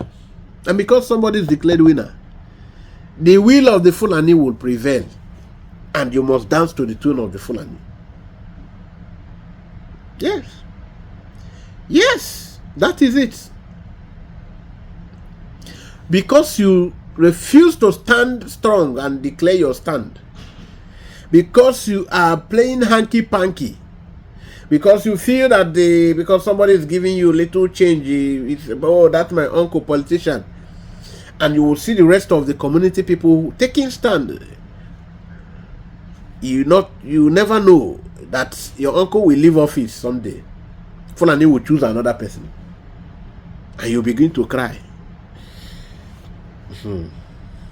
The situation is very this is, when I'm saying it.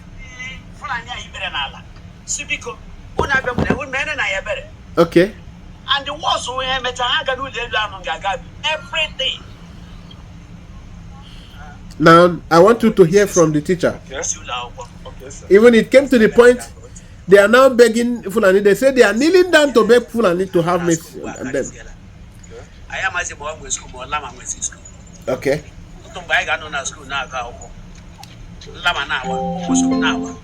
Bluetooth mode connected. So bad. And the government manage you now. On when I know school operating they running cost. All it from our pocket. Can you run can school? My job, everything. But yet, are you hearing? That the public school now we have, the government school, that there is no school that government is supporting. The government, and these people in government are people who went to school free. Government funded them then. Now, there is no school now that even to buy chalk to use on the blackboard, the teachers have to provide it by themselves. That is when you now see government school where teachers are taxing the pupils or the students on every bit, everything. Government school, they are taxing. You will be so. Why are they doing this thing? Government is not funding. The Nigerian government is not doing anything. It's not funding anything. The government is not doing. There is no aspect of Nigerian life that the government is taking care of. Even to buy chalk for students, for teachers in public schools, government is no more funding buying of chalk. So somebody will say, hey, how is a Tinubu supposed to now buy from Abuja? Because the Tinubu has allowed the system. You can see what is happening in Rivers State. Don't think that he doesn't know about anything. They know about every damn thing. The silence is about Aruran. They know about every damn thing. They know. For you that will think, oh, how will he, he's the one that you do. The silence, they know, because if he goes to, question the person, is he in himself, is he not cheating? So what moral ground will he have to tell the governor to do like this? Where he will bring out 20 billion naira where people cannot feed once a day to renovate government house of not even that to build a new one, no. A house of a man whom everybody has fingered where he is, even his own brothers, his sisters, know about him being the sponsor of terrorists. This is what this man I just played, this Naval Commodore, is telling you. That these are the people in government doing this, sponsoring this terror. If you talk, what you go do? You don't talk now, what you go do? Oh, nothing saying everybody be puppet where you go control, or when you talk, you go after them. People, men day. The confession. I think I don't know why I even off the thing. I suppose play more, make you see. The situation is getting out of hands. It's getting out of hands.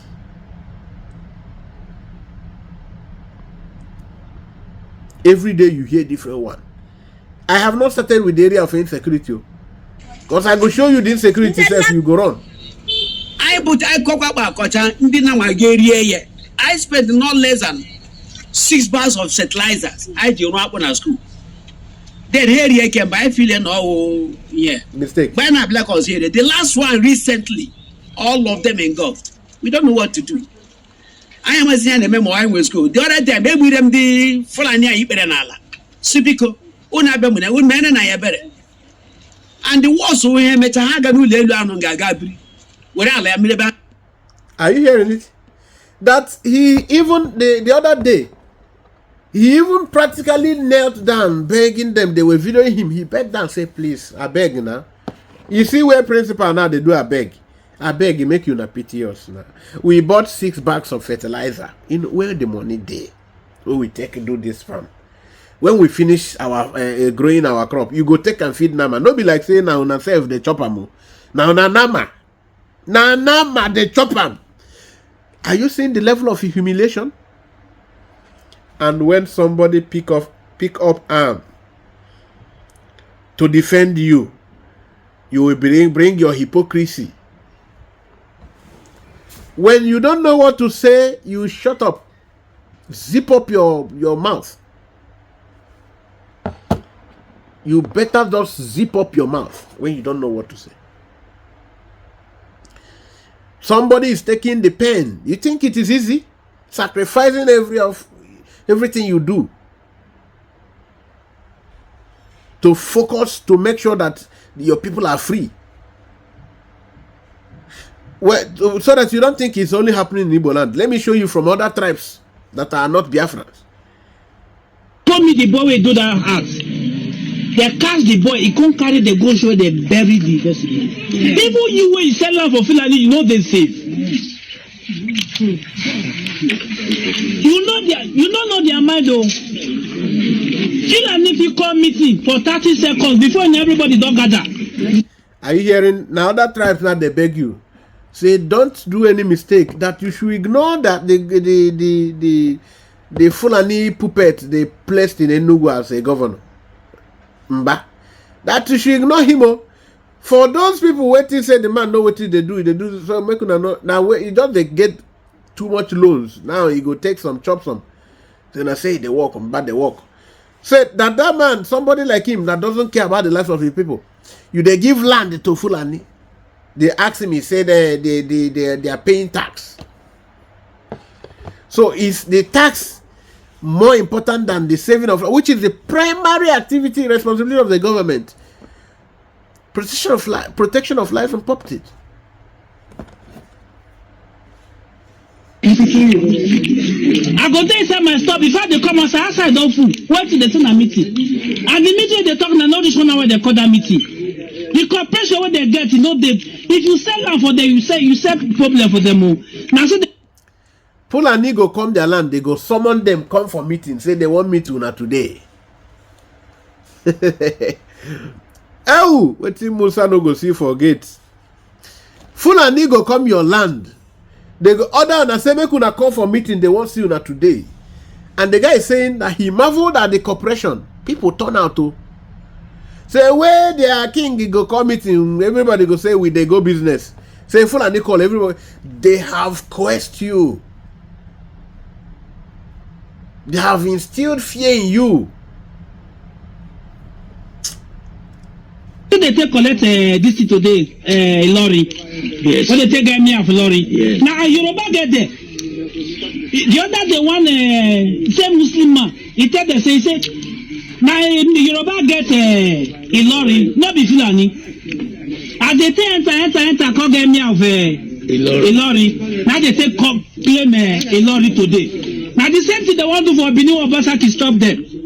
Yeah. So they won't get me off those states. They stop them. As we they give Fulani land, you they give one land though. They enter, they just be like Uftuka. Not the way they bite you, go they blow you head. Go they bite you. Go they bite, go they blow you head, go they sweet you. No say they kill you go. Now so they be. If they don't get stamina finish, they go ask you say who are you? Other people they give conscientization to their people, conscientizing their people. No be Biafra people no now for Edo, no be Biafra, and they are doing this thing. Okay, maybe I don't know if it's Biafran part of Edo, I don't know, but they are giving their people orientation, giving them, conscientizing them. And somebody who is here in Efik here, in Igbo speaking place here, in Ijo here, is telling you, because one politician they give him small change. You should even be careful, because Otelegi Atapukwa. Otelegi, when you they collect money for this politician, be careful. Mako Otelegi no. If you know hear him, ask person waiting I talk. So I beg anybody sell land for them, you rent land for them. Oga, see what I don't chop the money. I don't feel refund the money. More than assist me. We go assist you. Look for a way to assist you, refund their money. Then they say, okay, relocate, leave this place. Tomorrow, you will sell land if you don't go. Your children, our children, if we chop to them now, tomorrow go. Now tomorrow they talk of, we will create the problem, our children they will call the punish tomorrow. They will donate money from Kano, from every account fight you from Ogayo. I beg. Now look on Jalawa, we know you can connect and Fulani. Okay, give me your name. Call your Nikiwani or call the Fiji. Assist God. I can't wait for the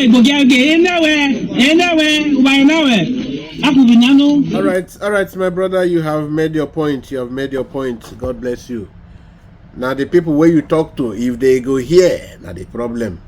Now if they go here, like I was telling you, see this country like this. You don't see say government no fit buy chalk again for school. Principal is telling you so that you don't think it is somebody. You go ask the person. You don't which school you don't go. You know how their money they come. Principal is telling you say money no they come from government again or even to buy chalk. Now them they run school for themselves. So when they charge your child money to bring broom or to this thing, no too vex.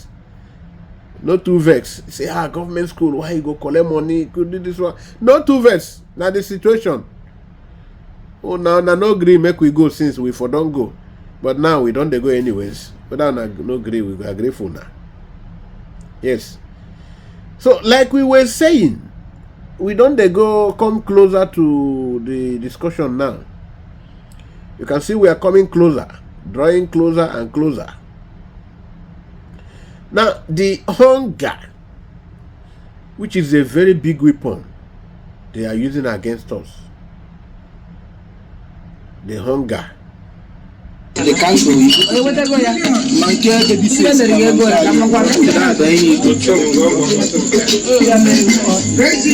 I don't want the Osadebe music to play. I don't want the Osadebe music to play. Otherwise, YouTube might think at least you have seen it. You have seen it. The environment. This is night. This is a very popular beer parlor.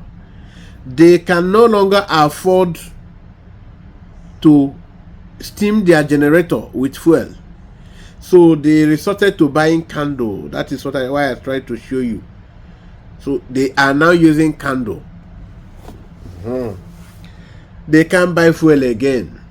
The fuel that was 65 naira under Jonathan and they won something subsequently is now 1,300 officially from an NPC now. Some few days ago, an NPC now came to 1,003. So ordinary black market will now say maybe 2,000. Make you see how it they go. And now we get the fuel in abundance. When I think say. And they tell you now, when I say Nigeria, he go walk. Make you know they sound negative now. They sound negative. You see them? Okay. We gonna know who are you, who they negative. You they see her, we they show you. Now you go church pass. They sound negative. You no get hope. You no get faith. Where you go take from faith? Who tell you say now from heaven they go? Now you go there here help yourself. That is why they will tell you to pray for country. Now prayer people they take me their country.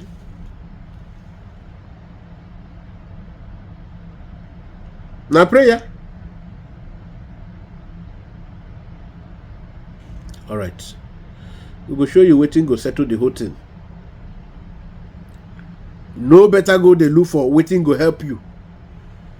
Let me show you another thing. I don't know whether they see this thing. Did they see this place? Did they see this place? Did they see her?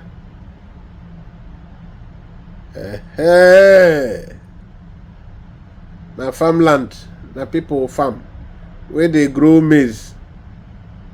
Na maize they grow here like this. Fulani don't visit them. You see them? I think about 2 hectares of land. They grow maize, only maize, corn, oka. Oka there.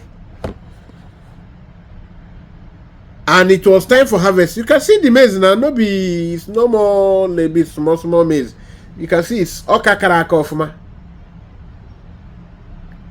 They don't come when the time is not, even it's not yet time to harvest it too. Wickedness. So why wouldn't there be hunger? Why wouldn't the prices of food go high? When you know if you go your farmland again, the one where you manage go when you reach time to harvest them, Fulani go come carry nama chopper. And they no go chop am when you know they go chop am when you day, so that you go watch them, see how nama they chop your crop for your farm. So that you go talk. You go talk, they go your obaragi go follow the thing. Your head go follow am. This is the situation. I tell you, sir, I go show you things today. I go show you something today. Make you for provoke for the first time of your life. In your life. Make you for provoke. So that you ask yourself this question. Now like this we go the day. Now like this we go the day. When you don't farm finish. Fulani go come chop am for you. When they don't even chop am, when nama don't chop the way one nama go chop finish, they go now carry the nama come out. They go come gather grasses. They know say grass is there for the farm already.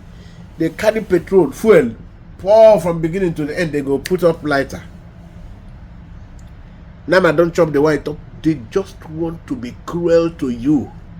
May they provoke you now, make you come buy one nama. They go. Then they go come back for night. Because that's the country where one life of cow worth more than 100 human being lives.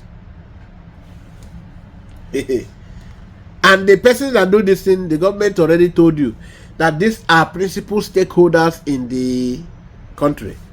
Hey, make una they follow me, they see you. Now waiting the president talker.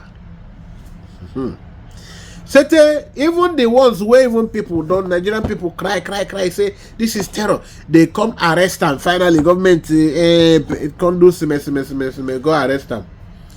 And the arrest them finish. They go come shake, terrorize everywhere. Then tell president, if you know the movement, we go terrorize more. President don't release them. Say we don't discharge you. We have acquitted all charges against you, all terror charges. Say you are set free now. Go. Now for this same country where they say this kind of people free. Now this same country where beggars they beg for streets. President and the minister command made they arrest people where they beg for street. People where they say na hunger make them. They can't do protest. Hunger. President open all the prison yards. Say may they arrest everybody. Put them for sale. Because of waiting, they say they hungry. Now they can't follow, they do protest, say they hungry. Oh. You beat a child, they say make you know for cry. Hey, make we they go. Our program not be here today. I am loaded to give you today. Now you won't ask, now we won't begin to enter to the big matter. Now we won't enter to the issue. Cocoa. Now we won't begin to enter. People where they hungry, people where be crippled, they carry borders. No be say you even give them wheelchair. They can construct something for themselves from bearing and small board where go reach half a yard. They constructed something, maybe a quarter of a yard. They construct and condemn, they manage, they can't stand to the beg. You say, why they go beg? They deface Abuja. What provision do your government have for them? Nothing. Their family members were supposed to assist them. What job do your government give to them? Nothing. Those who manage to get the small work, How much are you paying them? They no fit buy one bag of rice. You say you arrest them. Make una foresee. Now that is, I want this one to show you how heartless. Before you go to say because now una and propaganda una too sabi propaganda. No be propaganda. Because now they always tell una no be propaganda. No be propaganda. Make I show you from newspaper. It is in newspaper. Check Punch newspaper. See. You don't see Punch newspaper.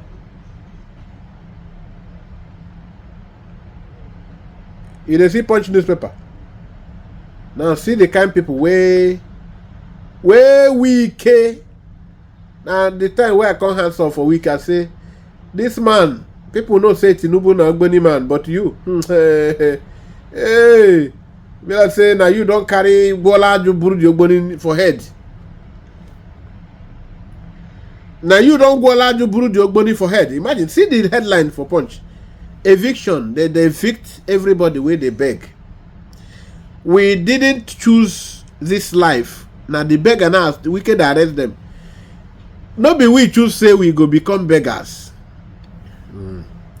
We no be like normal almajiri where we dey beg go. Look at us. This one no get leg. This one no get eye. This one no get. How you they get the mind they arrest us week? Now the beggar they ask am. Now we can defend them.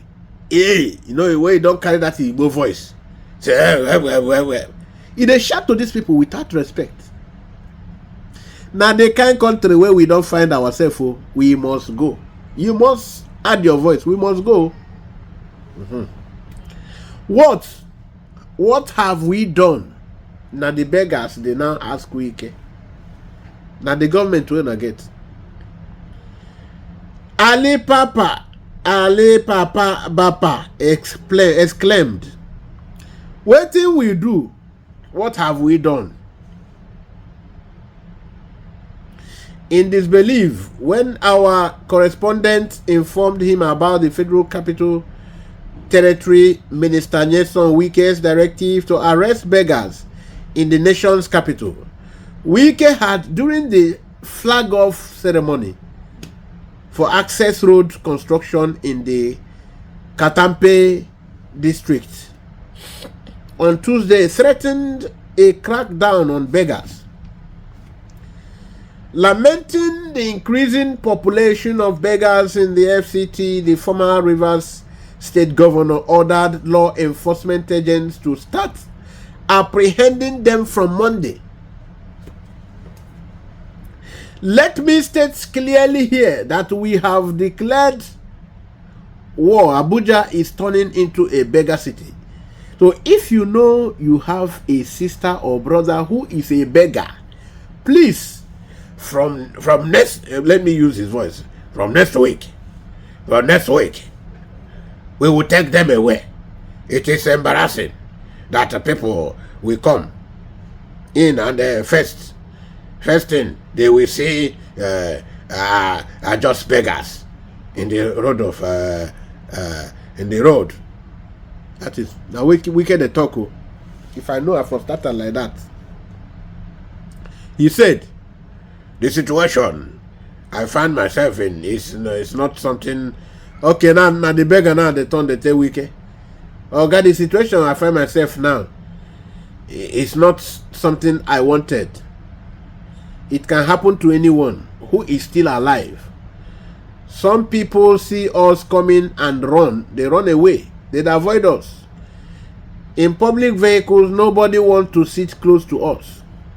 You see, there are people who think that just by interacting with me, they will become blind. Now the blind man they talk to Wike now, not be the one on wheelchair, on the Boris. Now at the moment, Bapa says he and his family rely on the kindness of strangers for survival. With economy in such dire straits, he fears they may face starvation if no alternative comes their way. We depend on what I get from begging. With the current economy, where people are suffering and there is no food, my family and I will have to stay at home and wait for death, because there will be nothing to live on, no food. The ones that even the little money we see is not even enough to buy food, because the prices of food commodities in the market have surged. Now ask what else he could do if supported. He says he needs handcraft, urging the government to empower beggars instead of locking them up. Now, you see what a beggar is telling to government to. Now beggar now they give government alternative, and that they are not totally without any craft. Some of them they can do shoemaker, some of them they can knit something. Some of them they can make basket with from pan front and from whatever. But government doesn't support. Wike who want to push them all in cell. What does Wike have in plan for them? Is there any just to do this, to just show the heartlessness of man? Now, going away from that, why we have not left the Islamization issue? Look at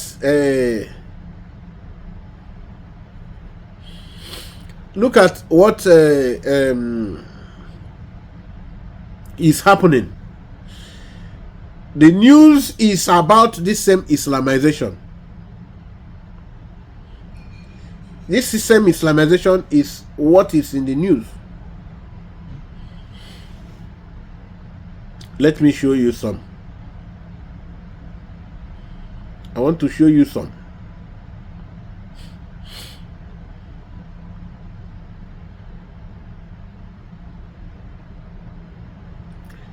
So now you can see.